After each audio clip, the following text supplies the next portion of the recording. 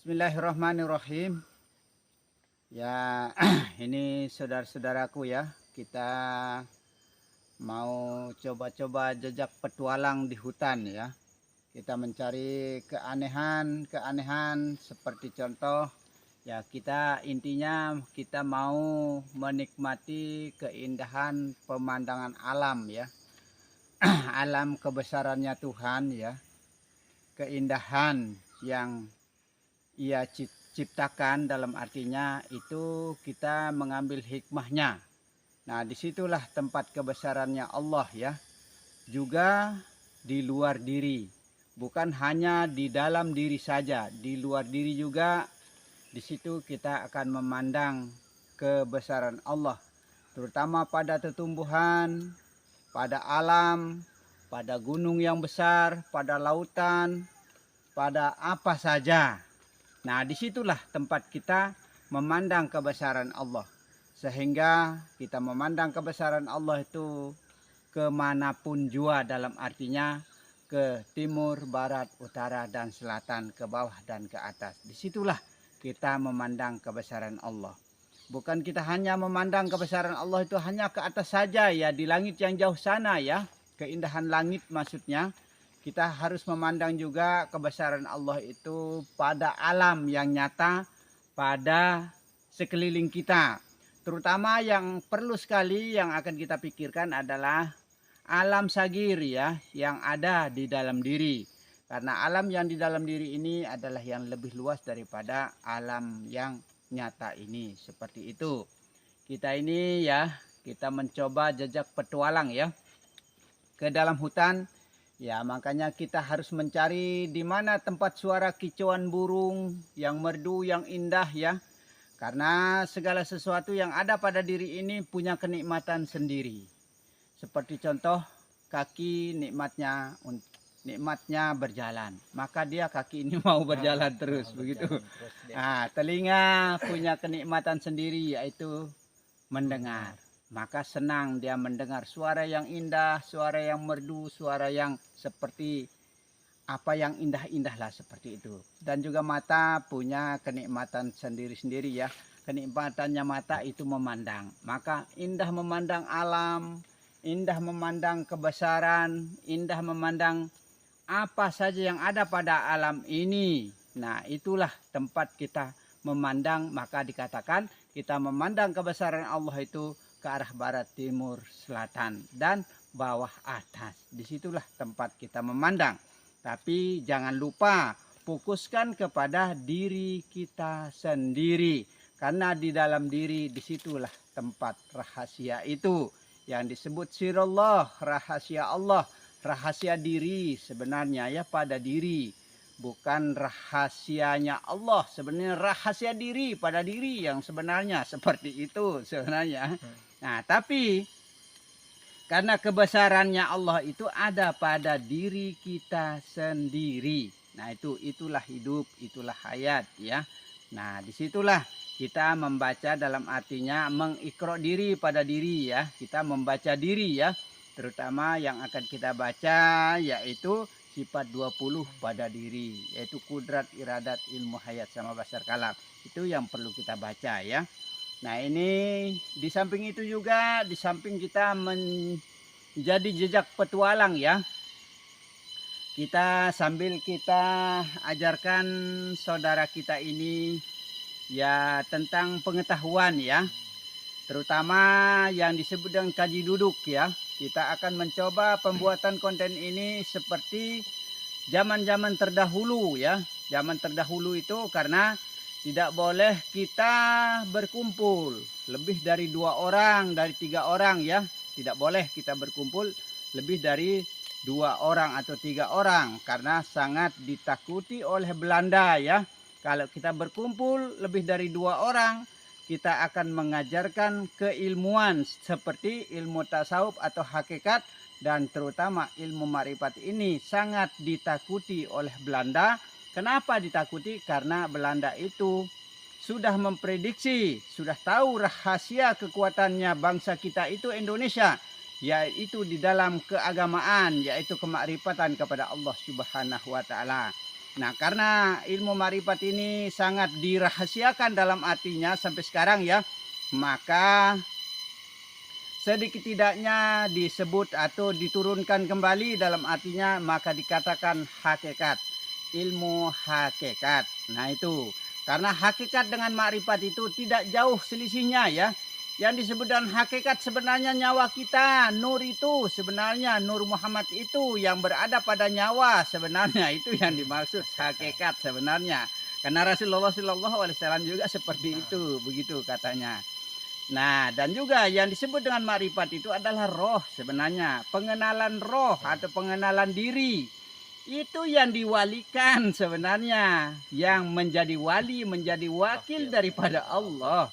Itu yang diwalikan. Tapi di mana kenyataannya? Pada diri zahir dan batin. Nah, di situ tempat kenyataannya. Nah, kalau sudah kenyataannya di zahir dan batin, maka dikatakan oleh Syekh Junaid, maka luar dan dalam sama. Demi Allah aku katakan ini, kata Syekh Junaid ya. Demi Allah aku katakan luar dalam Allah, lahir batin Allah katanya. Seperti itu. Nah, sama dengan ibarat air dalam gelas ya. Nah, bagaimana rupa dalam, begitulah rupa luar. Seperti itu. Bagaimana cara dalam, begitulah cara luar. Kehendak dalam, kehendak luar itu sama sebenarnya. Ini yang bikin kita keliru, Im. Ini yang bikin kita keliru sehingga kita tidak bisa memahami diri. Karena kita selalu merasa bahwa diri kita ini yang mampu. Mampu bergerak, berkala, melihat, mendengar dan lain sebagainya. Lupa kita sifat 20 yang kita telah diterapkan semenjak kita masih kecil loh. Semenjak dari guru ngaji kita sudah diajarkan sifat 20. Apa artinya kita diajarkan sifat 20 kalau kita tidak yakini, kan seperti itu. Dari kecil kita sudah diajarkan. Kenapa setelah tua, dewasa ini kok kita mau tidak yakini sifat 20 itu adalah sifat-sifatnya Allah, kehendaknya Allah. Nah, seperti itulah makanya kita akan mulai mencoba pembuatan konten ini ya. Dengan seperti cara-cara zaman terdahulu, seperti itulah intinya. Makanya disebut dengan kaji duduk ya, seperti ini contoh kita duduk di bandar kayu, coba diperlihatkan, pelan, diam. Nah, bandar kayu ya, kayu roboh maksudnya, maka disebut bandar ya. Nah, disitulah tempat kita duduk ya, di bawah kayu, di pohon kayu tumbang ya, di mana ya. Di situ kita duduk. Nah, disitulah kita mengajarkan. Nah, maka disebut kaji duduk. Di mana kita duduk, di situ kita mengajarkan. Nah, karena tidak boleh berkumpul zaman terdahulu. Tapi yang saya herankan, yang saya anehkan sampai detik ini, saat ini, kok masih saja dirahasiakan ilmu ini gitu. Itu yang saya herankan. Memang pada dasarnya ya. Pada dasarnya ilmu ini tidak diajarkan secara meluas karena banyak saudara-saudara kita yang tidak bisa memahami ya. Nah, itu tidak bisa memahami, akhirnya menjadi salah paham. Nah, itu maka saya katakan ya, bagi yang tidak paham jangan ikut di sini sebenarnya, bagi yang tidak paham. Karena ini khusus bagi orang kemakrifatan dalam artinya orang yang betul-betul mengenal keilmuan ya. Orang yang betul-betul sudah dibuka basirohnya ya, pandangan hatinya, pandangan rohnya, begitu saja sudah. Pandangan basir itu basiroh, pandangan roh sebenarnya, itu. Makanya orang-orang sudah terbuka pandangan rohnya, itu. Maka ya, kalau kita bergerak ini tidak merasa kita ini disertai dengan Allah, tidak merasa dibarengi dengan Allah, karena wa huwa ma'akum aina ma kuntum ya, di mana kau berada di situ aku menyertaimu. Itu di dalam dirimu adalah aku. Nah, seperti itulah. Nah, itu maka kita ini selalu disertai Allah ya, selalu disertai hidup, disertai zat. Tapi tidak mungkin dengan zat itu saja. Ada zat, ada sifat, ada asma, ada af'al. Dari dalam sampai di luar. Dalam artinya ada roh, ada nyawa, ada hati, dan ada jasad. Kesempurnaan semua itu jadi satu sebenarnya. Kalau dia terpisah-pisah mati kita. Tidak bisa apa-apa kita. Coba roh kita ditarik atau dipanggil sama orang-orang. Contoh ya, bukan kita menyinggung tukang santet ya.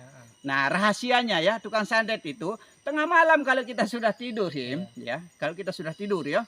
Nah, di situ dipanggil roh kita. Roh kita keluar dipanggil. Nah, di situ akhirnya dianiayalah dia. Badan ini yang tersiksa. Nah, seperti itu. Maka jangan suka menunjukkan foto kita. Foto kita itu bisa dia panggil roh kita. Nah, seperti itu. Makanya, nah kalau roh kita sudah tidak ada, dalam artinya ditahan atau dikurung, mati kita. Tidak bisa bergerak kita. Kaku kita, seperti itu.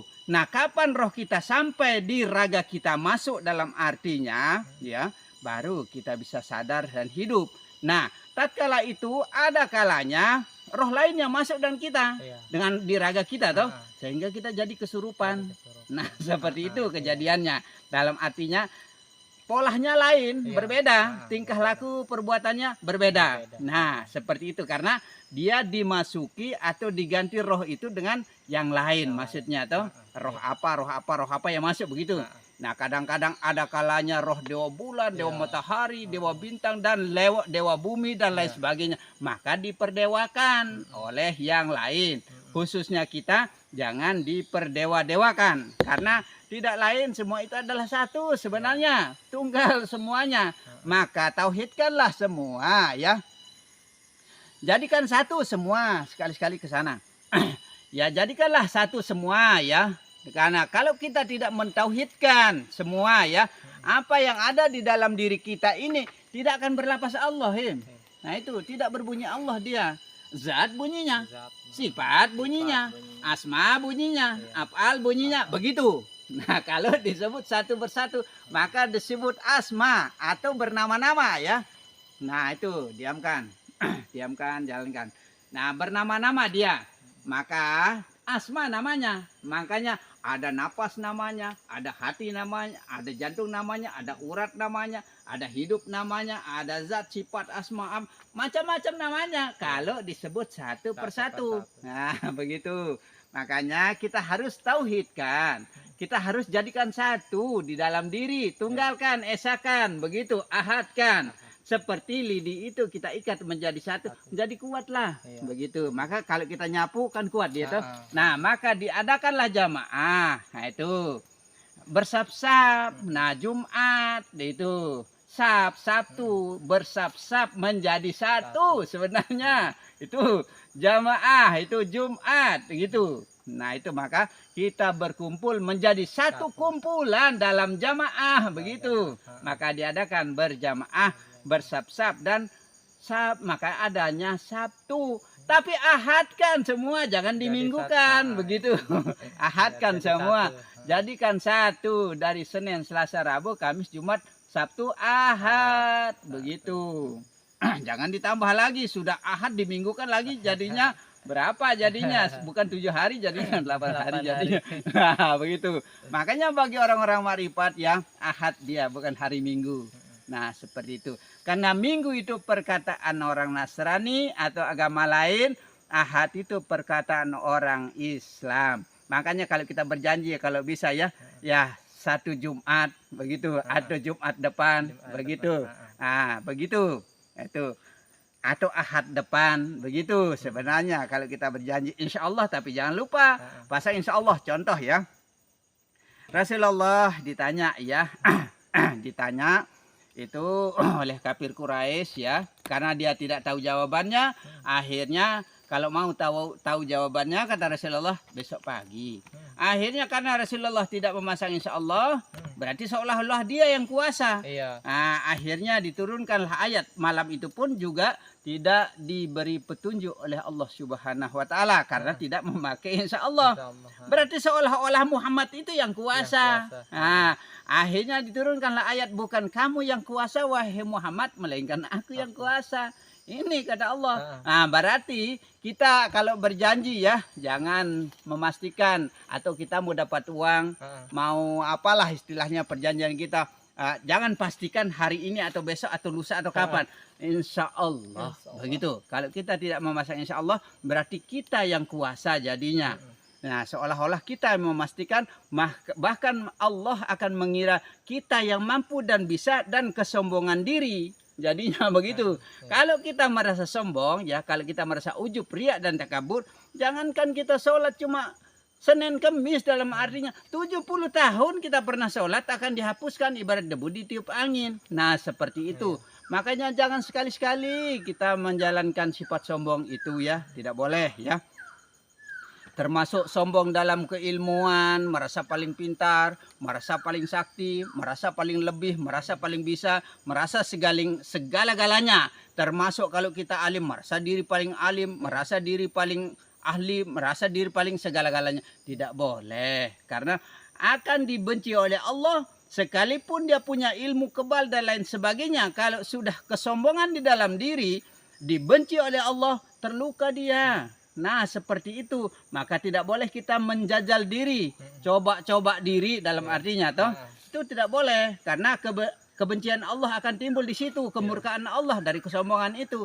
Maka oleh sebab itu ya kita ini harus benar-benar tahu dan bisa mengerti, paham mana yang luar, mana yang dalam, lahir dan batin. Karena yang zahir ini, badan kasar ini terbuat dari tanah, air, api dan hawa ya. Nah itu tidak berdaya, tidak ada apa-apanya, tidak bisa bergerak, tidak bisa apa-apa. Nah seperti itu. Nah maka itu yang disebut dengan tidak berdaya atau la haula wala ya.